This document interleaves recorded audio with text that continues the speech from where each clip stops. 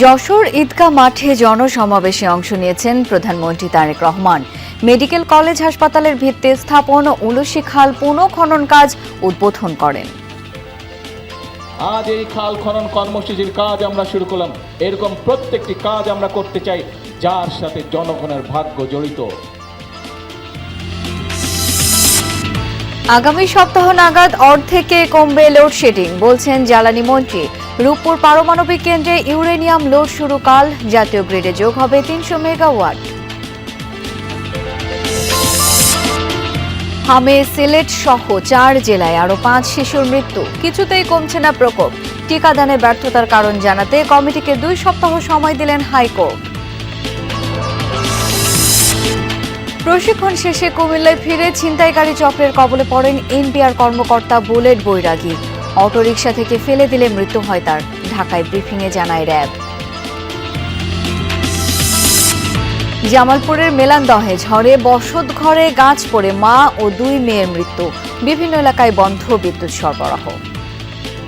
সকালবেলা ঝড় বৃষ্টির পূর্বাভাস যখন কমে গেছে তখন আমরা এই জায়গায় আসছি। আসার পরে সকালবেলা দেখি যে এই অবস্থা। যাই দিয়ে জুন এই মনে ৩ জুন মনে করলে একটা মনে চাপা দিয়ে মনে পয়সা আছে। নেত্রকোনায় বজ্রপাতে মারা গেছেন ৩ জন।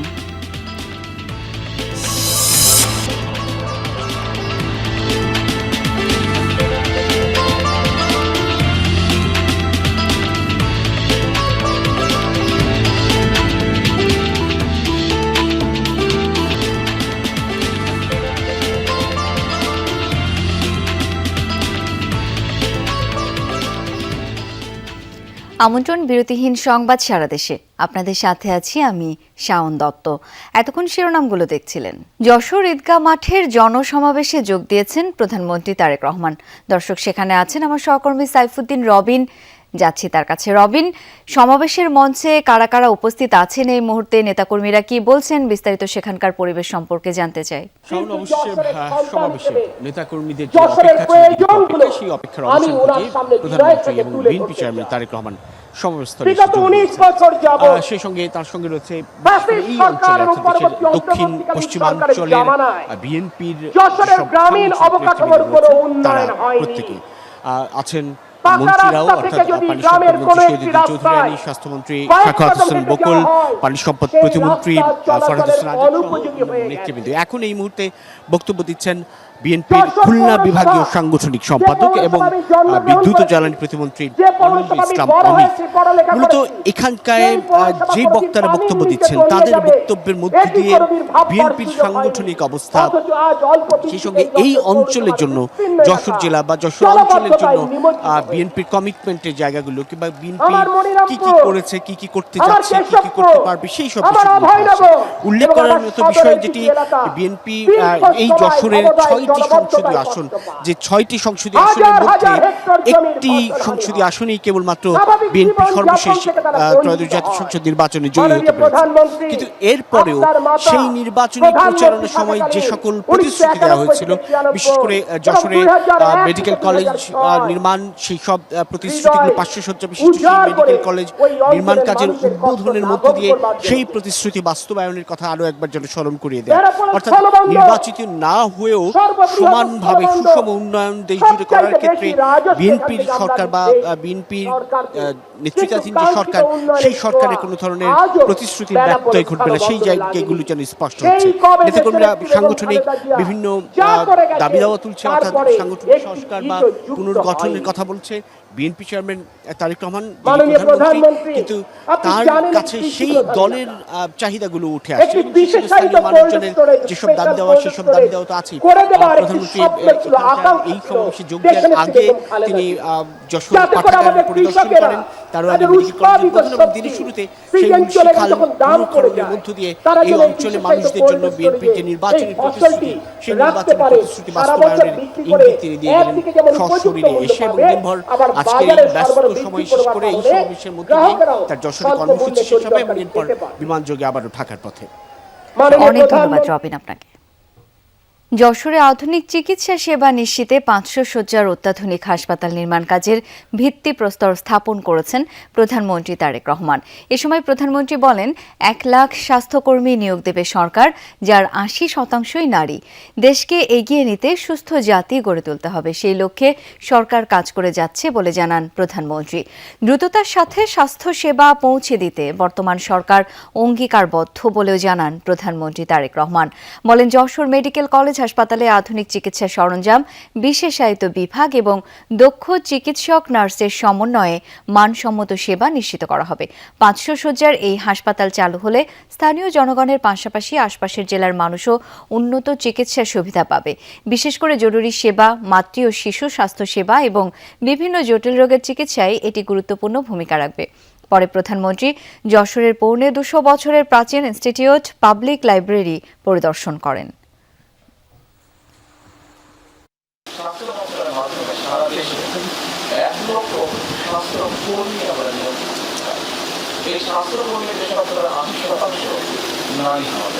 লক্ষ্যটা হচ্ছে কত দ্রুত মানুষের কাছে চিকিৎসা সেবা পৌঁছে দেওয়া।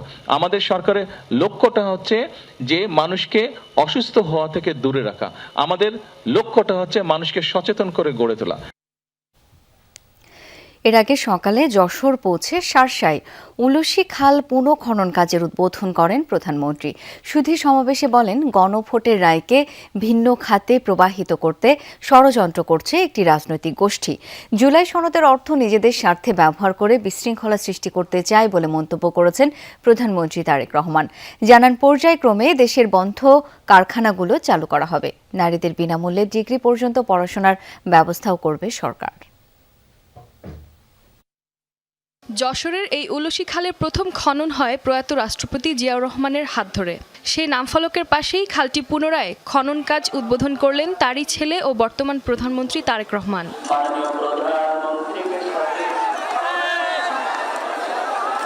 খাল খনন উদ্বোধনের পর প্রধানমন্ত্রী বক্তব্য রাখেন সুধী সমাবেশে।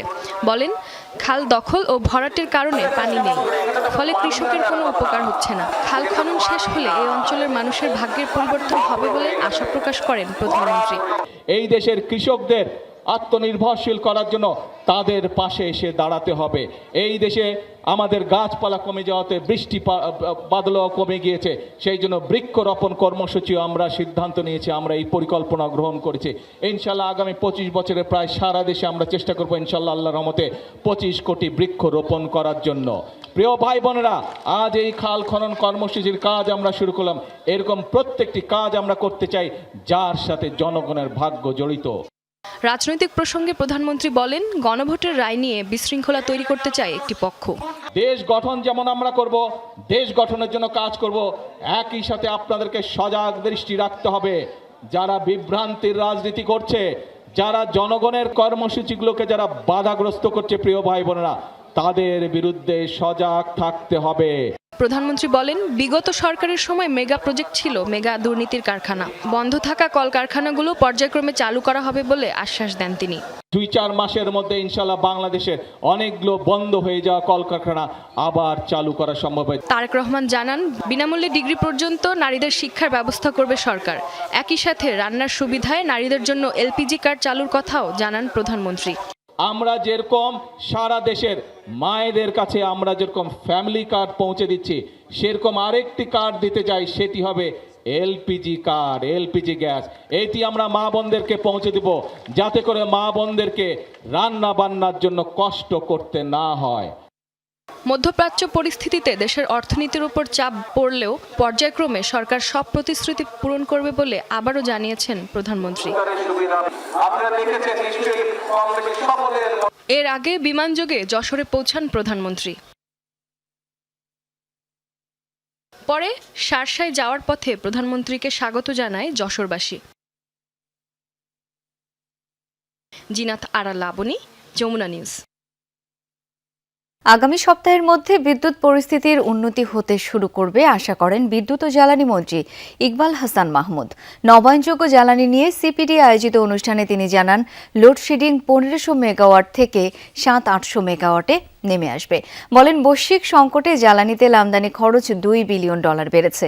বিগত সরকার 56,000 কোটি টাকা বাকি রেখে গেছে। মন্ত্রী বলেন, বিদ্যুৎ খাতে অর্থের অপচয়ের নানা প্রকল্প করেছে বিগত আওয়ামী লীগ সরকার। বিশ্বব্যাংকের পরামর্শে বিদ্যুৎ খাতে বড় বড় সরকারি কোম্পানি করেছে, তবে নবায়নযোগ্য জ্বালানি ছাড়া বিকল্প নেই। সরকার সোলার সিস্টেম বেসরকারি খাতে ছেড়ে দেবে বলেও জানান ইকবাল হাসান। বলেন, 25 বছরের জন্য জমি লিজ দেওয়া হবে, বিনিয়োগকারীরা চাইলে জমি কিনেও নিতে পারবেন।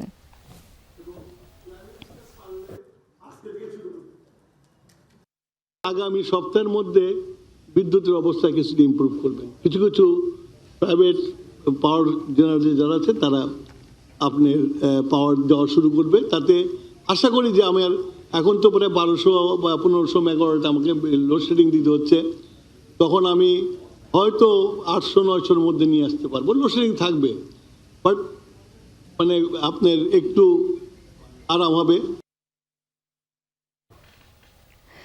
দীর্ঘ প্রতীক্ষার পর আগামীকাল থেকে শুরু হচ্ছে রূপপুর পারমাণবিক বিদ্যুৎ কেন্দ্রে জ্বালানি লোডিং কার্যক্রম। এটি সফল হলে প্রথম ইউনিট থেকে অন্তত 300 মেগাওয়াট বিদ্যুৎ জাতীয় গ্রিডে যুক্ত হবে বলে আশা করছে কর্তৃপক্ষ। উচ্ছ্বসিত এলাকার মানুষও। পাবনার ঈশ্বরদীতে পদ্মার তীরে দেশের একমাত্র পারমাণবিক বিদ্যুৎ উৎপাদন কেন্দ্র। দীর্ঘ প্রতীক্ষার অবসান ঘটিয়ে আগামীকাল থেকে বিদ্যুৎ কেন্দ্রটিতে শুরু হতে যাচ্ছে জ্বালানি লোডিং কার্যক্রম। রূপপুর পারমাণবিক বিদ্যুৎ কেন্দ্রের ইউনিট 1-এর ডিজাইন অ্যান্ড কনস্ট্রাকশন লাইসেন্স পাওয়ার পর 2017 সালের 30 নভেম্বর প্রকল্পের নির্মাণ কাজ শুরু হয়। কাজ শেষে চলতি মাসের 16 তারিখে বাংলাদেশ পরমাণু শক্তি নিয়ন্ত্রণ কর্তৃপক্ষ প্রথম ইউনিটের জন্য কমিশনিং লাইসেন্স দেয়। রিঅ্যাক্টরে পারমাণবিক জ্বালানি লোডিংয়ের মধ্য দিয়ে শুরু হবে উৎপাদন প্রক্রিয়া। বাংলাদেশে বর্তমান যে কারেন্টের যে সংকট, এই সংকটের একটা বড় ভূমিকা পালন করবে আমাদের এই রূপপুর পারমাণবিক বিদ্যুৎ কেন্দ্র। 28 তারিখের পরে আশা করা যায় যে বাংলাদেশে একটা নতুন বিদ্যুতের সম্ভাবনা আশা করছি। বিদ্যুৎ যখন উৎপাদন হবে তখন আশেপাশে এলাকা বা সারা বাংলাদেশে রাজশাহী খুলনার ভিতরে যে বিদ্যুতের ঘাটতিটা সেটা অনেকটাই পূরণ হবে। দীর্ঘদিন পর কার্যক্রম শুরু হওয়ায় আশাবাদী এই অঞ্চলের সাধারণ মানুষ। বিদ্যুৎ উৎপাদন শুরু হলে সামগ্রিকভাবে মানুষের ভোগান্তি কমবে, এমনটাই প্রত্যাশা তাদের। আমরা খুবই খুশি, কারণ আমরা এর মাধ্যম দিয়ে বিদ্যুৎ পাবো এবং আমাদের যারা যুবক আছে, তারা বেকার আছে, তারা এখানে কর্মসংস্থান খুঁজে পাচ্ছে। এই যে বিদ্যুতের যে কষ্ট, বাচ্চা কাচ্চা নিয়ে রাত্রে ঘুমানো যায় না, নিজেদের কষ্ট, সারাদিন রোদ্রে থাকা লাগে, বিদ্যুৎটা কেন্দ্রটা চালু হলে পরে যদি সকলের ঘরে ঘরে বিদ্যুৎটা পর্যাপ্ত পরিমাণে যায়, তাহলে পরে আমরা সকলে ভালো থাকতে পারবো।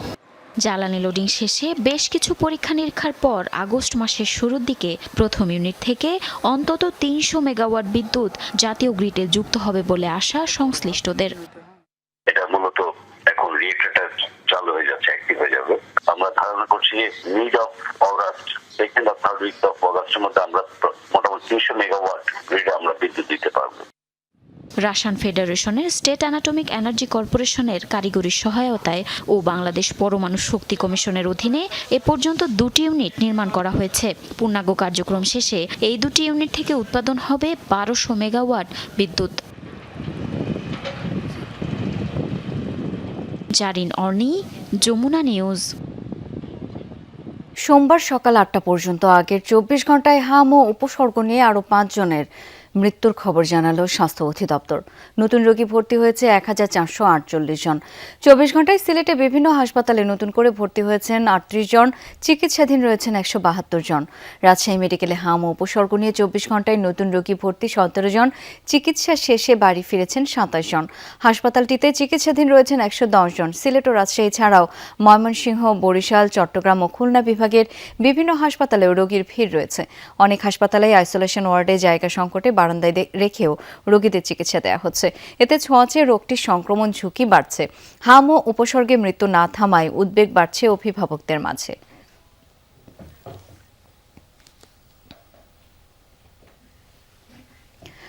দর্শক, হাম পরিস্থিতি সম্পর্কে জেনে নিতে চাই মুহূর্তে খুলনা থেকে যুক্ত হচ্ছেন সহকর্মী প্রবীর বিশ্বাস। প্রবীর, হাম ও উপসর্গ নিয়ে হাসপাতালে কতজন রোগী ভর্তি রয়েছেন, সব মিলিয়ে কি পরিস্থিতি দেখছেন জানাবেন আমাদের। প্রথমেই বলি আপনাকে শাওন, গত 24 ঘন্টায় মেডিকেল কলেজ হাসপাতাল যেখানে আমরা রয়েছি, এখানে 4 মাস বয়সী হাসান নামে এক শিশুর মৃত্যু হয়েছে। তার বাড়ি ফকিরহাটের অর্থাৎ বাগেরহাটের ফকিরহাট উপজেলার খাজুরা গ্রামে। যে প্রশ্নটি আপনি করেছেন, এখানে বর্তমান রোগী ভর্তি রয়েছে হাম এবং হামের উপসর্গ নিয়ে 27 জন। গত 24 ঘন্টায় নতুন 7 জন রোগী ভর্তি হয়েছে এবং ছাড়পত্র নিয়ে বাড়ি গিয়েছে 9 জন রোগী। এবং এ যাবৎকালে খুলনা মেডিকেল কলেজ হাসপাতালে রোগী ভর্তি হয়েছে 233 জন। যেহেতু বলেছি 24 ঘন্টা একজন মৃত্যুবরণ করেছে, এই সংখ্যা অনুযায়ী খুলনা মেডিকেল কলেজ হাসপাতালে এ পর্যন্ত এবছর হাম এবং হামের উপসর্গ নিয়ে মৃত্যুর সংখ্যা 4 জন। অপরদিকে বিভাগের তথ্যটা বলি আপনাকে, এখনো পর্যন্ত বিভাগের যে 10টি জেলা রয়েছে তার বিভিন্ন হাসপাতালে 73 জন রোগী ভর্তি রয়েছে এবং গত 24 ঘন্টায় 103 জন রোগী ছাড়পত্র নিয়ে তারা বাসায় গিয়েছে। এবং এ পর্যন্ত রোগী ভর্তি হয়েছে খুলনা বিভাগে 2121 জন, যার ভিতর ছাড়পত্র নিয়েছে 1798 জন। এবং খুলনা বিভাগের 10 জেলায় 12 জন রোগী এবছর মারা গেছে। সে কারণে প্রতিদিন কিন্তু এখনো রোগী আসছে, নতুন নতুন রোগী আসছে সংক্রমণ এই ব্যাধিতে আক্রান্ত হয়ে। তবে চিকিৎসকরা বলেছে যেহেতু গত সপ্তাহ থেকে খুলনাতে টিকাদান কর্মসূচি শুরু হয়েছে, সে কারণে হয়তো এই টিকা ভালো দিকে যাবে, কম থাকবে। তবে এটাও বলেছেন অভিভাবকদের যে হামের উপসর্গ দেখা নিকটতম স্বাস্থ্য কেন্দ্রে যোগাযোগ করার জন্য। অনেক ধন্যবাদ আপনাকে। সারা দেশে হাম আক্রান্ত শিশুদের দ্রুত প্রয়োজনীয় ভ্যাকসিন দেওয়ার নির্দেশ দিয়েছেন হাইকোর্ট। সেই সাথে হামের টিকা দিতে ব্যর্থতা খতিয়ে দেখতে যে কমিটি গঠিত হয়েছে তারা কি কাজ করছে 2 সপ্তাহ পর তার প্রতিবেদন দেখবেন হাইকোর্ট। বিচারপতি রাজিক আল জলিল ও দেবাশিস রায়ের হাইকোর্ট বেঞ্চ এই আদেশ দেন। রাষ্ট্রপক্ষ বলছে যে ইনভেস্টিগেশন কমিটি গঠন করা হয়েছে, তাহলে 2-3 উইকসের মধ্যে তারা যাতে এটার কমপ্লায়েন্স দেয়। এবং আরেকটা আমাদের অর্ডার দিয়েছে যে ভ্যাকসিন প্রক্রিয়াটা যাতে চলমান থাকে এবং পরিপূর্ণভাবে সমস্ত শিশু যাতে ভ্যাকসিনেশনটা পায়। চট্টগ্রামে প্রশিক্ষণ শেষে কুমিল্লায় ফিরে সিএনজি অটোরিকশায় যাত্রীবেশী ছিনতাইকারী চক্রের কবলে পড়েছিলেন এনবিআর কর্মকর্তা বুলেট বৈরাগী। মোবাইল টাকা সহ মূল্যবান সামগ্রী কেড়ে নিয়ে অটোরিকশা থেকে ফেলে দিলে তার মৃত্যু হয়। সংবাদ সম্মেলনে র্যাব জানায় এ ঘটনায় 5 জনকে গ্রেপ্তার করা হয়েছে। উদ্ধার করা হয়েছে ছিনতাই কাজে ব্যবহৃত অটোরিকশা। শনিবার সকালে কুমিল্লার কোটবাড়ি এলাকায় বুলেট বৈরাগীর মরদেহ উদ্ধার করা হয়। আলোচিত এই হত্যায় জড়িত অভিযোগে জুয়েল, সোহাগ, জনি, সুজন ও হৃদয় নামের 5 জনকে গ্রেফতার করে র্যাব। উদ্ধার করা হয় একটি সিএনজি অটোরিকশা। র্যাব জানায় বাস থেকে নামার পর বুলেট বৈরাগীকে গন্তব্যে পৌঁছে দেওয়ার কথা বলে অটোরিকশায় তোলা হয়। আগে থেকেই যাত্রী বেশে সিএনজিতে ছিল ছিনতাইকারীরা। পথেই তার কাছ থেকে মোবাইল সহ মূল্যবান সামগ্রী ছিনিয়ে নেয় দুর্বৃত্তরা। রাত আনুমানিক 3টার সময় ভিকটিম বুলেট বৈরাগী চট্টগ্রাম থেকে বুনিয়াদী প্রশিক্ষণ শেষ করে বাস যোগে কুমিল্লার জাগরঝুলি বিশ্ব রোডে পৌঁছায় এবং বাস থেকে নামলে গ্রেফতারকৃত জুয়েল ভিকটিমের গন্তব্যস্থল সম্পর্কে জানতে চায়। তখন ভিকটিম জাঙ্গালিয়া যাওয়ার কথা বললে সিএনজির পেছনে যাত্রী ছদ্মবেশে থাকা গ্রেফতারকৃত সোহাগ ও হৃদয় ভিকটিমকে তাদের পাশে বসতে বলে। সবকিছু ছিনিয়ে নেওয়ার পর বুলেট বৈরাগীকে রাস্তায় ফেলে দেয় অপরাধীরা। এ সময় মাথায় আঘাতের কারণেই তার মৃত্যু হয়েছে বলে ধারণা র্যাবের। তাকে চলন্ত সিএনজি থেকে রাস্তার মধ্যে ছুঁড়ে ফেলে দেওয়া হয়। ওটা যেহেতু একটা বিশ্ব রোড, পাকা রোড, ওই রাস্তাতে যখন সে পড়ে যায় তখন প্রাথমিক যে অনুসন্ধান, সেই অনুসন্ধানের অনুযায়ী তথ্য যেটা আমরা বুঝতে পারছি যে হয়তো রাস্তাতেই পড়ে যাওয়ার কারণে তার হাতের আঘাত, মাথার আঘাত, এই আঘাতগুলো সে প্রাপ্ত হয় এবং পরবর্তীতে সেখানে সে মৃত্যুবরণ করে।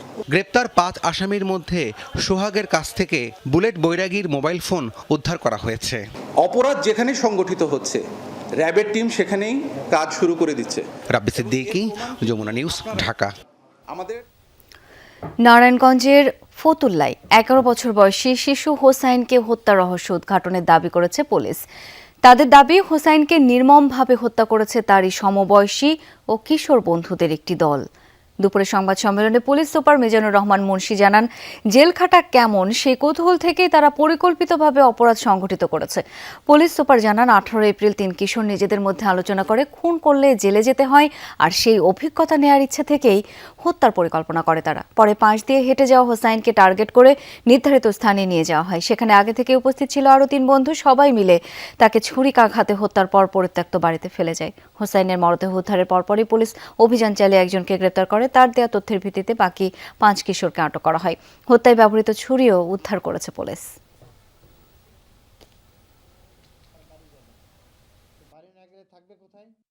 শিশু হোসেনকে ডেকে নিয়ে যায়। ডেকে নিয়ে যাওয়ার পর দেখে যে বখাটেদের আরও 3 জন বন্ধু সেখানে গাঁজা সেবন করছে। তখন ওই 3 জন আরও 3 জনকে তাদের পরিকল্পনার কথা বলে যে তারা শিশু হোসেনকে হত্যা করে ফেলবে। আম খাওয়ার যে ছুরি, সেই ছুরি দিয়ে তাকে নৃশংসভাবে হত্যা করে। পাবনার বেড়ায় 2 প্রতিষ্ঠানে অভিযান চালিয়ে অবৈধভাবে মজুত করা বিপুল পরিমাণ ডিজেল জব্দ করেছে প্রশাসন। উপজেলা প্রশাসন জানায়, গোয়েন্দা তথ্যের ভিত্তিতে রোববার রাতে উপজেলার কাজিরহাট বাজারের আব্দুল কুদ্দুস ও আব্দুস সালামের ব্যবসা প্রতিষ্ঠানে অভিযান চালানো হয়। এ সময় আব্দুস সালামের প্রতিষ্ঠান থেকে 1200 লিটার এবং আব্দুল কুদ্দুসের প্রতিষ্ঠান থেকে 3600 লিটার ডিজেল জব্দ করে প্রশাসনের কর্মকর্তারা। পরে 2টি প্রতিষ্ঠানের মালিককে 50,000 টাকা করে জরিমানার পাশাপাশি জব্দ করা ডিজেল সরকার নির্ধারিত মূল্যে খোলা বাজারে বিক্রি করা হয়। এদিকে টাঙ্গাইলের ভুয়াপুরে নির্ধারিত মূল্যের চেয়ে বেশি দামে জ্বালানি তেল বিক্রির অভিযোগে 2 প্রতিষ্ঠানকে 1 লাখ টাকা জরিমানা করেছে ভোক্তা অধিকার সংরক্ষণ অধিদপ্তর। দুপুরে উপজেলার ফসলান্দি মোড় এলাকায় মেসার্স উজ্জ্বল এন্টারপ্রাইজ ও জাহিদ এন্টারপ্রাইজকে জরিমানা করা হয়। ভোক্তা অধিকার সংরক্ষণ অধিদপ্তরের সহকারী পরিচালক আসাদুজ্জামান রুমেল জানান, জ্বালানি তেলের সংকটের অজুহাতে প্রতিষ্ঠান দুটি লিটারে 30 থেকে 40 টাকা বেশি দরে বিক্রি করছিল। সামনে এমন অভিযান অব্যাহত থাকবে বলেও জানান তিনি।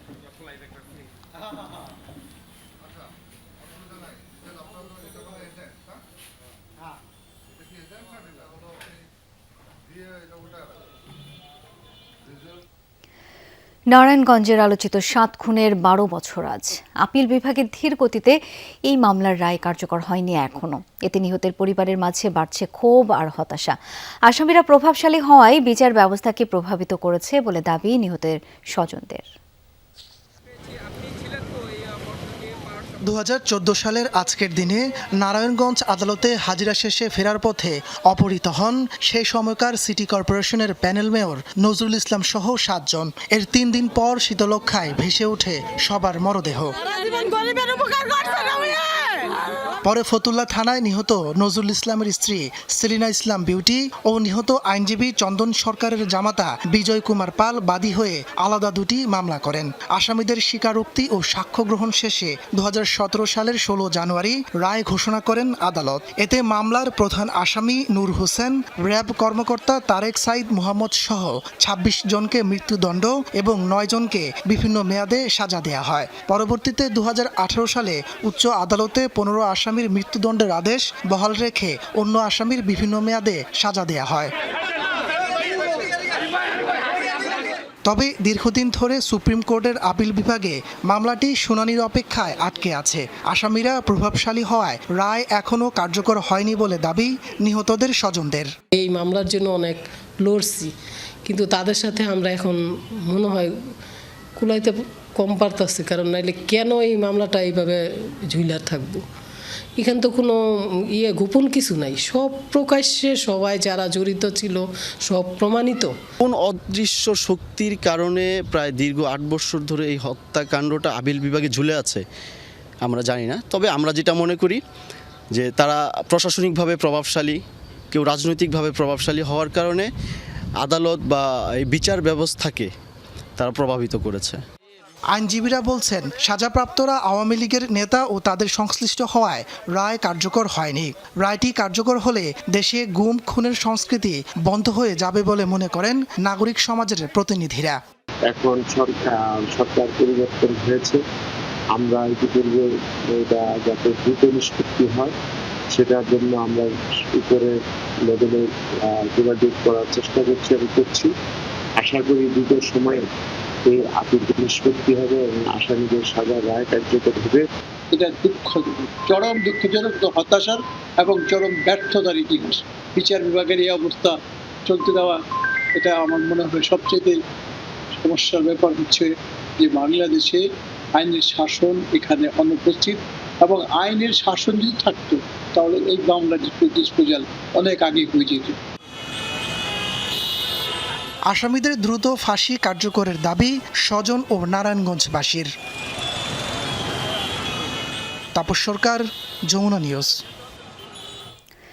এদিকে আলোচিত 7 খুন মামলার রায় দ্রুত কার্যকরের দাবিতে আলাদা 2টি মানববন্ধন হয়েছে। সকালে নারায়ণগঞ্জ জজ কোর্ট চত্বরে আইনজীবীরা মানববন্ধন করেন। এ সময় নারায়ণগঞ্জ 4 আসনের সংসদ সদস্য এনসিপি নেতা অ্যাডভোকেট আব্দুল্লাহ আল আমিন সহ আইনজীবীরা বক্তব্য রাখেন। 7 খুন মামলার রায় দ্রুত কার্যকরের দাবি জানান তারা। অন্যদিকে ঢাকা চট্টগ্রাম মহাসড়কের পাশে সিদ্ধিরগঞ্জের মৌচাক এলাকায় মানববন্ধন হয়। এতে 7 খুনের ঘটনায় নিহতদের পরিবারের সদস্য ও এলাকাবাসী অংশ নেয়। এত বছরে মামলার রায় কার্যকর না হওয়ার প্রতিবাদ জানান তারা।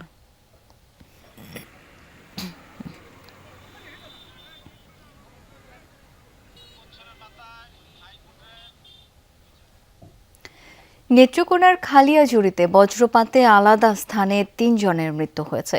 স্থানীয়রা জানায় সকালে আব্দুল মোতালিব রসুলপুর ফেরিঘাট এলাকায় বড়শি দিয়ে মাছ ধরতে যান। এ সময় বজ্রাঘাতে ঘটনাস্থলে মৃত্যু হয় তার। দুপুরে উপজেলার 7 গাঁও গ্রামে বাড়ির সামনে ধান শুকানোর সময় বজ্রপাতে নিহত হন চাষি মোনায়েম খা পালান। এছাড়া উপজেলার কৃষ্ণপুরে বজ্রপাতে মারা যায় ধান ব্যবসায়ী শুভ মণ্ডল। তিনি আকনা দিঘিরচার গ্রামের আফিকুল মণ্ডলের ছেলে।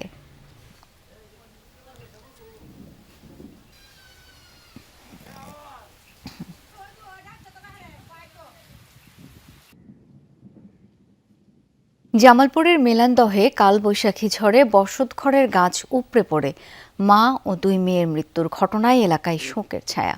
মধ্যরাতে উপজেলার দাগি গ্রামে এ ঘটনা ঘটে। ঝড়ের তাণ্ডবে জেলার বিভিন্ন উপজেলায় ফসলেরও ক্ষতি হয়েছে। বিদ্যুৎ সরবরাহ বন্ধ হয়ে যায় বিভিন্ন এলাকায়। এদিকে নওগাঁর আত্রায়ে ঝড়ে ভেঙে পড়া গাছের চাপায় প্রাণ গেছে এক নারীর। রাতে একই ঘরে ঘুমিয়েছিলেন বৃদ্ধা খুকি বেগম ও তার 2 মেয়ে ফাতেমা ও ফরিদা।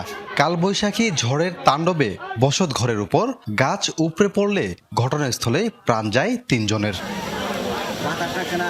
স্বজনরা জানায় স্বামীর মৃত্যুর পর ছোট মেয়ে ফাতেমাকে নিয়েই জরাজীর্ণ বাড়িটিতে থাকতেন খুকি বেগম। ফাতেমা মানসিক ভারসাম্যহীন ছিলেন।